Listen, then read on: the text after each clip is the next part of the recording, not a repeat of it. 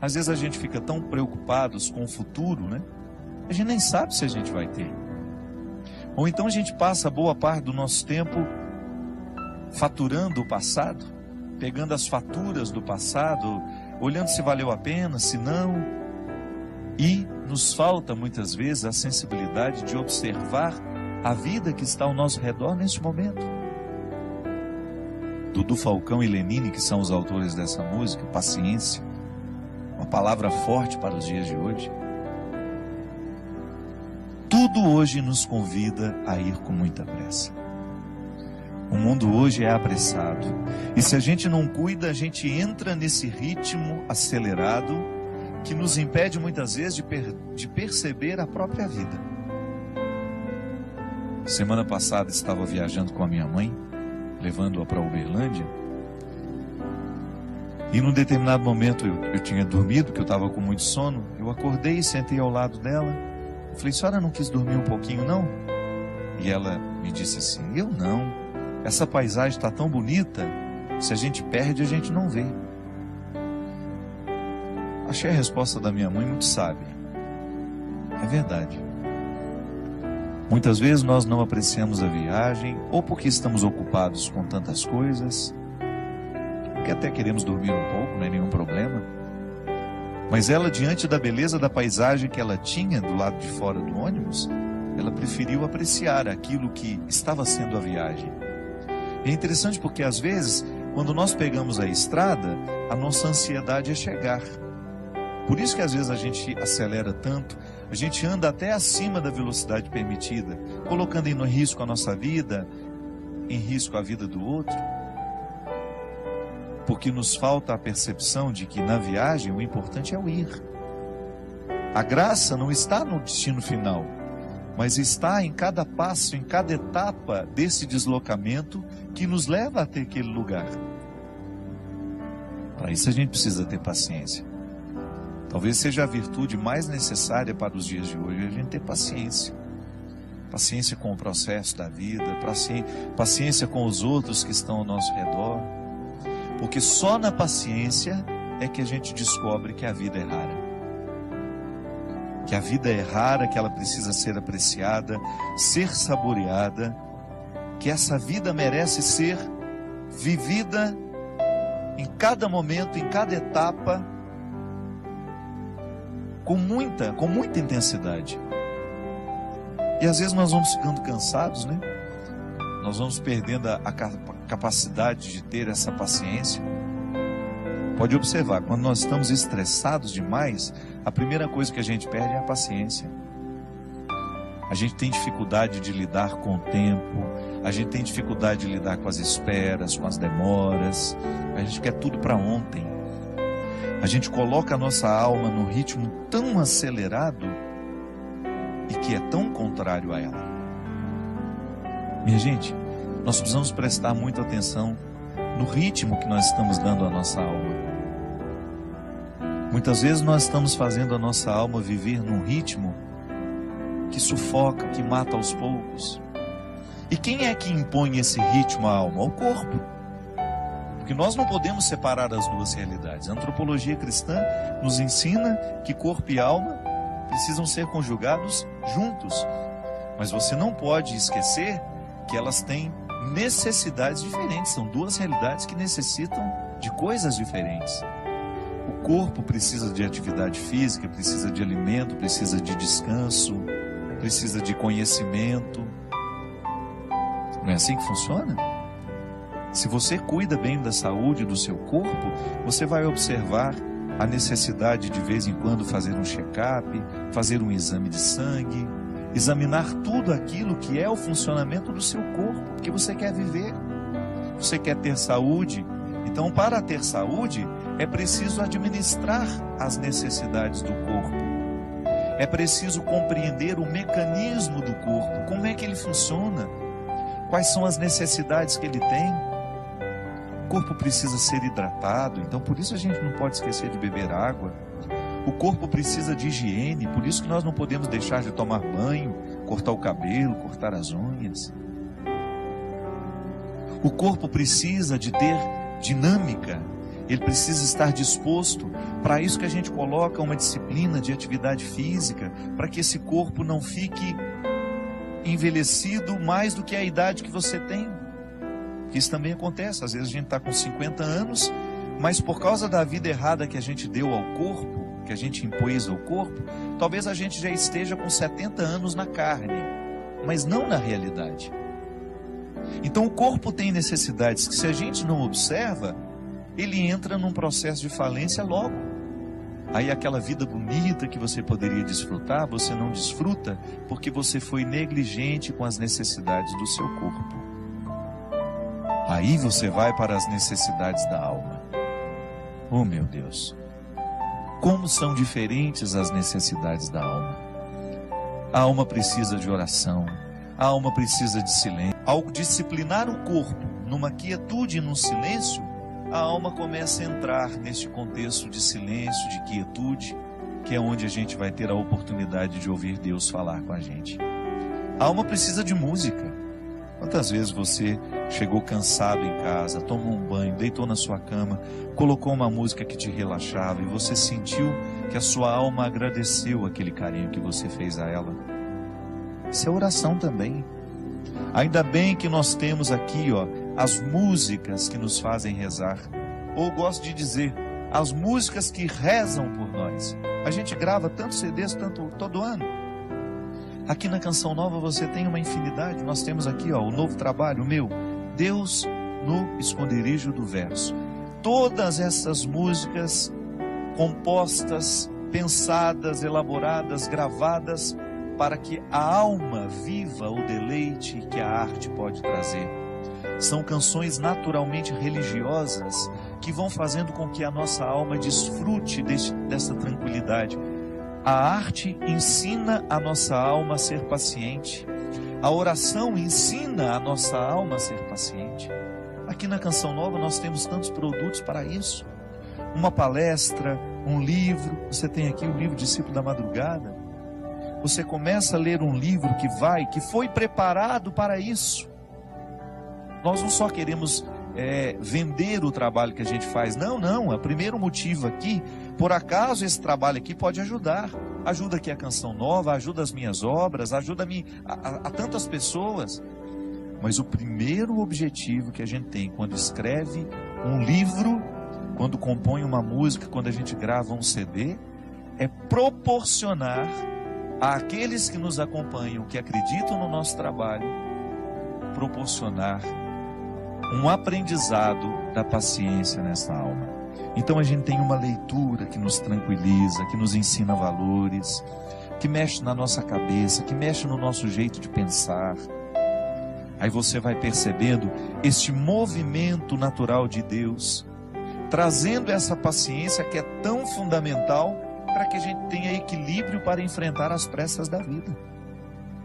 Porque eu vou te contar uma coisa, hoje é impressionante como nós encontramos pessoas que estão destruindo as suas vidas porque não aprenderam a paciência. A pressa nos mata. Você que está me ouvindo, eu tenho certeza que você sofre na sua carne as consequências da sua ansiedade. A ansiedade te adoece. A falta de paciência prejudica o seu relacionamento com os outros. Nós estamos agitados demais. Nós estamos vivendo para fora demais. Nós temos compromisso demais, quietude de menos. Você sabe que eu, na minha vida, como eu sou uma pessoa que tem uma vida muito pública, eu estou o tempo todo encontrando muita gente, eu trabalho muito, eu tenho muitos eventos, eu viajo toda hora, eu encontro muita gente. Eu assumi uma regra para mim. Quando eu chego na minha casa, ali é o meu claustro. Às vezes eu não aceito convite nem para atravessar a rua para almoçar na casa da minha vizinha. Porque eu sei que a minha alma precisa dessa quietude. Eu preciso do meu silêncio. E eu só saio quando eu realmente tenho de sair. Porque eu descobri que para eu dar conta de viver essa vida muito pública, eu preciso ter bastidores. Eu preciso ter o meu espaço de vida consagrada ao silêncio, à quietude, à oração. Porque nessa correria nem sempre eu consigo. Mas você já imaginou se eu chegasse na minha casa e impusesse a mim uma rotina de vida social que me retirasse para jantar, para isso, para aquilo, para uma festa? Não aguentaria a vida que eu tenho. E como eu privilegio a minha vida de missão, porque eu sou um missionário, eu escolhi ser missionário. Ninguém me obrigou a ter essa vida. Eu, para estar aqui toda quarta-feira, eu sei o sacrifício que eu preciso fazer. Para eu poder pegar as estradas e enfrentar os inúmeros desafios das estradas, a dispersão das estradas. Minha gente, às vezes até num camarim, que é aquele lugar último antes de entrar no palco para cantar. O camarim deveria ser o lugar da oração, do sossego, da tranquilidade. Isso não existe para mim. É lá que muitas vezes claro, não estou reclamando, estou dizendo, é a vida que ficou assim. Às vezes eu tenho tanta gente para atender, tanta gente querendo conversar comigo, que quando eu subo no palco, me restam 2, 3 minutos ali só para me concentrar, para entrar ali no palco e dar tudo de mim. Essa semana mesmo, eu fui a Poços de Caldas e eu tinha 1h30 para fazer o evento, porque eu precisava pegar a estrada de madrugada, que eu tinha um compromisso logo cedo em Taubaté. Senão eu não ia conseguir dormir nem 2 horas. E aí tudo bem, o evento começou, o show começou. Aí a minha assistente, a Mônica, que fica do lado, faltam 10 minutos. E aí eu olhei para aquele povo. Não tenho coragem de parar o show aqui agora, porque eu preciso ir embora. Ali é o lugar da minha dedicação. Você sabe por quê? As pessoas vão ali para me ouvir. É claro que depois eu me dou o direito de dizer, olha, não vou autografar CD de ninguém, não vou tirar foto com ninguém, porque eu preciso ir embora. Mas o meu tempo de evangelização em cima do palco é sagrado. Ali é o horário de exercer o meu ofício. Eu não posso ter pressa no ofício de evangelizar. Mas quando eu chego em casa, eu preciso me dar o direito de viver esses bastidores, de viver esse silêncio, essa quietude, de desligar um pouco o meu telefone, de esquecer que ele existe, de estar um pouco mais diante de Deus, para que Ele me preencha, para que depois, quando eu voltar para a estrada, eu continue tendo o que oferecer ao outro. Olha aqui, você tem uma vida diferente da minha. Você não tem essa necessidade de evangelizar como eu evangelizo. Mas não se engane, você também tem a mesma necessidade que eu tenho de ter bastidores. Sua vida te exige.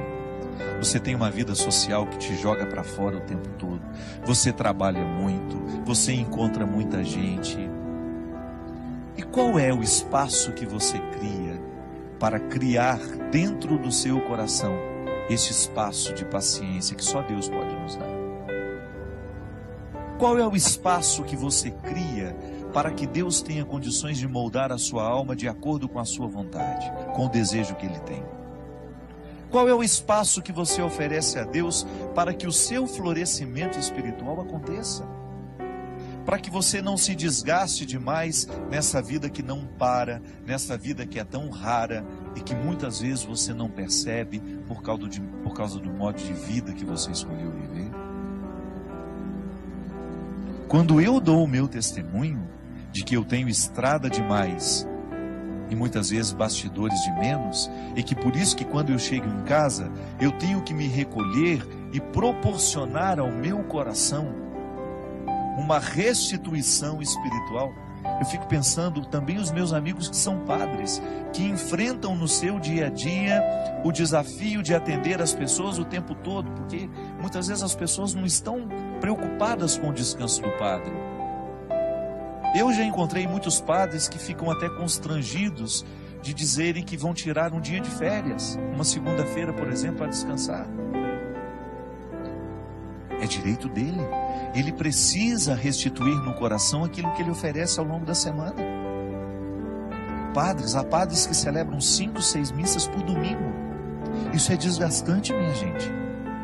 A graça de Deus nos sustenta, mas nós também precisamos buscar. Eu vejo aqui na Canção Nova como esses meninos e meninas trabalham. Eles trabalham muito. O meu diretor mesmo, China, que agora está trabalhando ali nos bastidores. Quantas vezes esse menino passa a noite editando programas, às vezes o programa que vai ter de ser repetido, ele passa a noite editando esses trabalhos, trabalha muito.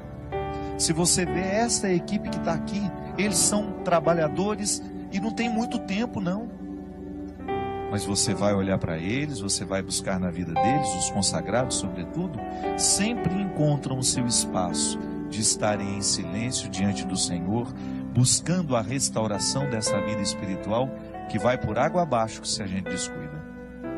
Eu já lhe disse isso aqui uma vez e volto a repetir. Fundador da Congregação dos Padres Sagrado Coração de Jesus, lá onde eu fui formado, graças a Deus, toda a minha formação eu devo à Congregação do Sagrado Coração de Jesus. Padre João Leão Deon, ele dizia assim: Deus não pode fazer nada com as nossas obras se antes Ele não possuir o nosso coração. É disso que eu estou falando. Quando nós oferecemos a Deus o nosso serviço e esquecemos de oferecer a Ele o coração, que é a metáfora de todos os meus bastidores, Deus não poderá restituir aquilo que eu ofereço ao outro através do meu trabalho. E em pouco tempo eu estarei oferecendo a mim. E oferecer a mim, somente a mim, vai me desgastar demais. Eu vou ficar cansado, eu vou perder a paciência, eu vou ficar estressado, eu vou ficar bruto com as pessoas e eu vou esquecer a delicadeza, que é justamente a característica de todo cristão. Portanto, não tenha medo de introduzir na dinâmica do seu cotidiano o espaço da sua restauração interior. Pode ser 5, 10 minutos. Silêncio, oração, respiração profunda. O exercício da respiração profunda é excelente para quem quer descansar, para quem quer dormir bem. Uma boa leitura, uma música que vai lhe fazer bem. Não vá para a cama sem lhe oferecer este oásis que vai lhe dar condições de trabalhar essa paciência dentro do seu coração.